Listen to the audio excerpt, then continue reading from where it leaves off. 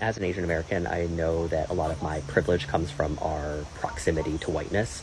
And with that privilege comes a certain level of protection that is not the case for everybody, particularly black and brown folks. And so I was talking about this situation where this white woman confused me for another Asian person that she had just seen, even though we looked nothing alike. And I didn't say anything in the moment because I have just become accustomed to not really calling those things out and not wanting to make people uncomfortable. And in doing that, I was not only suppressing my own voice, but I also wasn't using the privilege and the protection that I have. There was never any danger, physical or otherwise, that I was in. And I certainly wouldn't have been in any danger, even if I had called it out. She would have just been uncomfortable probably and maybe thought twice about doing that in the future. But that's not the case for everybody in every situation, especially for black and brown folks who call out the very real racism that they see every day. There are a lot of problems with anti-blackness in the Asian community, and so as I am trying to, consciously relearn the way that I should handle these kinds of interactions, I'm glad that a lot of folks are rightfully calling out that it is incumbent upon me and other Asian Americans who have this proximity to whiteness and this privilege to speak out when we ourselves are not in danger in a way that other folks might be. I know this isn't the last time I'm going to say this, but the core reason that this country is suffering so much is because you never believed in black people. You never believed what black people were trying to tell you the entire time. You believed the white narrative of your survival over empathy, hearing somebody else out, because you were afraid that if you were to activate your empathy, you would recognize the violence that you are co-signing by surviving amongst the white narrative. So as your psychosis goes into fragile, numb, sensitive, entitled, and black people are still prepared for whatever is coming tomorrow, and they know how to process pain and grief with their community, with each other, they'll still be here. And the indigenous as well. I'm not going to leave them out of this conversation because this is so important. And go to the reservations of this land. All right, those are the projects that this American government placed out of mind, out of dialogue, out of conversation as well. I need us to discuss this topic together: the Asian Americans' proximity to whiteness. You have probably seen a lot on social media and even in our everyday experiences that the Asian Americans tend to associate themselves more with the whites and not with the other minority groups.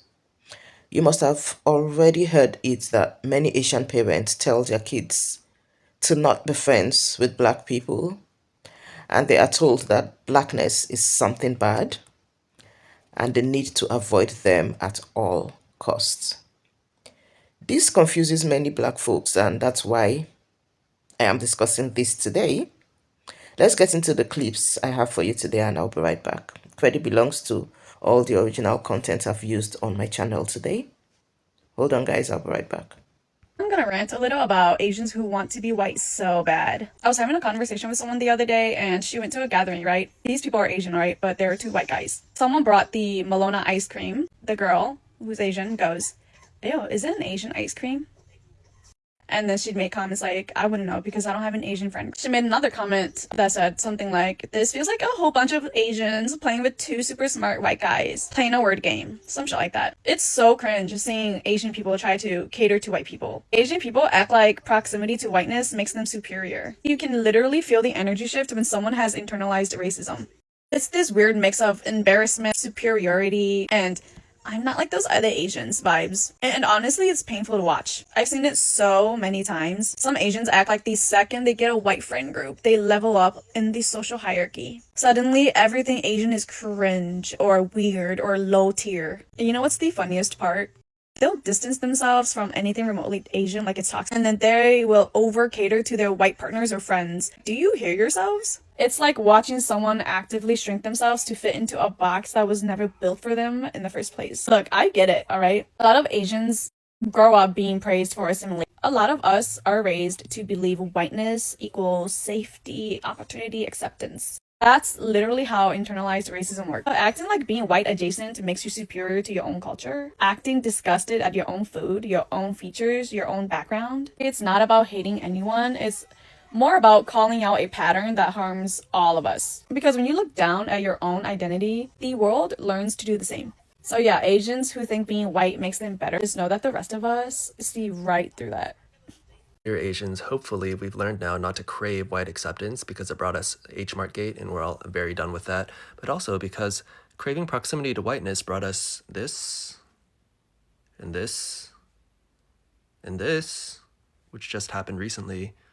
And, if you think that you're safe because you're not a foreigner, they can legally racially profile you, so it doesn't even matter. I present to you a chance to stand up against the white nationalist agenda and to do these actions to help bring Yuanxing home. When I say that Asian Americans have proximity to whiteness, here's what I don't mean. I don't mean that white people see us as white, or that they treat us as if we are white people. I also don't mean that Asian Americans don't face discrimination and racism in the US, because obviously we do. But it is being intentionally ignorant, in my opinion, to say that Asian Americans face the same deeply entrenched and structural inequalities as Black and brown folks in the US. I think what drives some of this feeling within the Asian American community is this feeling that, we have not been taken seriously, that the discrimination and racism that we face isn't acknowledged. But two things can be true. We can both demand that the racism and discrimination that we face be acknowledged and addressed, while also understanding that the systematic inequalities that the Black and brown community faces is different in kind than the history of Asian American racism in this country. It is deeply embarrassing to watch some of you move like proximity to whiteness is a shield. Like if you clap loud enough, defend hard enough, bootlick enthusiastically enough, somehow ICE is going to look at you and say, no, not you. You're one of the good ones. Are you gago? You are not white. No matter how hard you try, no matter how much you bleach, filter, straighten, soften, assimilate, whiteness is not a rewards program. There is no platinum membership for being the loudest in the comments, defending policies that would absolutely swallow your own communities whole. And let's really get into it. A lot of you grew up Catholic. It's in the culture. You know the verses, love thy neighbor, care for the poor, protect the vulnerable. Jesus was not here building walls and cheering on mass deportation. The foundation of our faith is compassion. So how are you reconciling that with cruelty? This is that colonized mentality jumping out. The pick-me energy that thinks that if you align hard enough with power, power won't turn on you. History says otherwise. Stop thinking white is right. It is that same mentality that got the Philippines colonized. Stop confusing assimilation with safety. And stop embarrassing the diaspora by acting like oppression skips you. I'm not gonna lie, I'm still pissed about those Asian Americans who helped that white man get rid of affirmative action. And it didn't even benefit us in the end. Unsurprisingly. So I need Asian Americans to remember that none of this was ever built for us. The lawsuit that ended affirmative action was not started by Asian Americans. It was led by Edward Bloom, a white conservative activist who has spent years just trying to dismantle civil rights protections because that's the type of person he is. He created Students for Fair Admissions and specifically recruited Asian American plaintiffs to frame this narrative as Harvard discriminates against Asians, but this was never about helping us. It was about using us, as always. About using us to attack policies designed to create equity and level the playing field. Now, you have probably seen a lot of people saying that affirmative action lowers the bar. Oh, DEI also lowers the bar. They're not the same thing, but people think they are. That is so misleading, and it's rooted in anti-Blackness. Also, are we noticing the percentage of white people admitted and the overwhelmingly white legacy admissions at these institutions is something that specifically never gets touched in this conversation? Why is that? Is it clicking? So here's some facts from the case. So Asian students did have the highest GPAs and test scores, but got rated lower on personal qualities by the admissions officers.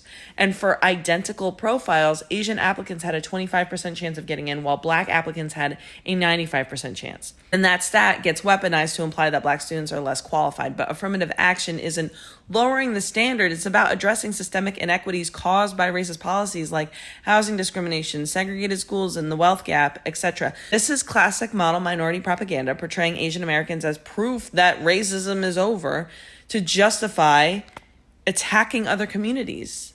That is exactly why they ended the immigration ban against Asians in the US and then only allowed in high achieving Asians from Asia, scientists, doctors, etc., to come to the US so that they could use us to prove that they weren't racist to black people during the Cold War. I need you to pay attention to historical context about how this has all gone down. History is rhyming. It's the same thing. Here's the thing. I want to say that 69% of Asian Americans actually support affirmative action, and advocacy groups like Chinese for Affirmative Action and C-RAC fought to keep it. The loudest anti-affirmative action voices do not represent all of the Asian community. They do represent a narrative designed to divide us, though. And for Asian Americans, especially young Asian Americans, I need you to hear me. Even though many in our community do not align with the model minority nonsense, I can attest to that being true, the ones who do are often the ones that get the most visibility because playing that role perpetuates white supremacy. And at the end of the day, we have to be real about all of this. None of this was ever for us anyways. This country literally had laws banning us from being here. We have always been seen as outsiders. We have only ever been used as a tool, a wedge to uphold white supremacy, and then they will scapegoat us the second they need to. That has always happened in times of sickness, war, and a loss of jobs. And it is on us to disrupt that role, to stop aligning with anti-blackness, and to refuse to be used as puppets for systems that were never built for us anyway. It is imperative that we as Asian Americans learn our history, learn how we've been used, understand it, and choose solidarity. Because if we're not fighting these systems together, we are always on the chopping block. Remember how they treated us during COVID. Here are 3 ways that Asian adoptees have to navigate proximity to whiteness and discussions about racism with their white adoptive parents. Hi, my name is Dr. Yi. I'm a professor who studies and teaches about Asian American psychology, and I want to share this important recent research on this qualitative study about transracial Korean and Chinese adoptees. First, they reported experiencing significant adoptive parent barriers and racial erasure. Almost every participant mentioned a colorblind attitude and approach from their adoptive parents, many telling their children that they raised them to be white. Some even share that their white adoptive parents make openly racist remarks in front of them, at times about Asian people, at other times about other racial groups. Second, there were these internal barriers for adoptees, such as feeling that inner conflict with their racial identity, feeling inauthentic or like a fraud. Individuals mentioned that although they are racially Asian, they might never fit into a non-adoptive Asian group. And then internalized racism may manifest as a means of survival. Third and finally, there are external barriers that are important to note, such as anti-Asian racism and fear that was experienced during the pandemic. And so a big takeaway from this research is that we need to challenge that anti-Asian racism, which the authors argue is often insidiously disguised through this belief that transracial Asian adoptees are given privilege through proximity to whiteness through their white adoptive families. I'm curious to hear your thoughts and comment if you related to this research. Follow from our Asian American psychology from a professor. Many Asian Americans believed that proximity to whiteness is the only way to feel safe and accepted or to be successful. And I really wouldn't blame them because that was the lie that was sold to them. It looks like proximity to whiteness gives you a better social status. If you listen to the clips, you will hear from them that their proximity to whiteness has not helped them in any way. Today we are beginning to realize that that really hasn't been of any help in any way. And the truth is, the Asians also face racism, but of course in a different form from that faced by the Black Americans and the indigenous Americans as well. Can I tell you guys something for a fact? The whites don't give free gifts. You will only be used and dumped. Like one of the guys said in one of the videos you have just watched, you are not white no matter how hard you try. You are an outsider, and that is how you will always be seen by the whites. Trust me. The earlier you begin to align with other minority groups to fight for a good cause, the better, because that's the way they see you. No matter how close you try to get to them, that is the way they are. They only use you when they need you, and you get dumped. Remember all the things that happened during the COVID-19 era? I think that should be like an eye opener to all of us and to the Asians, especially. I'll draw the curtains here, guys, and let me know what your comments are. Let me know what your thoughts are. What do you think? Let the discuss begin.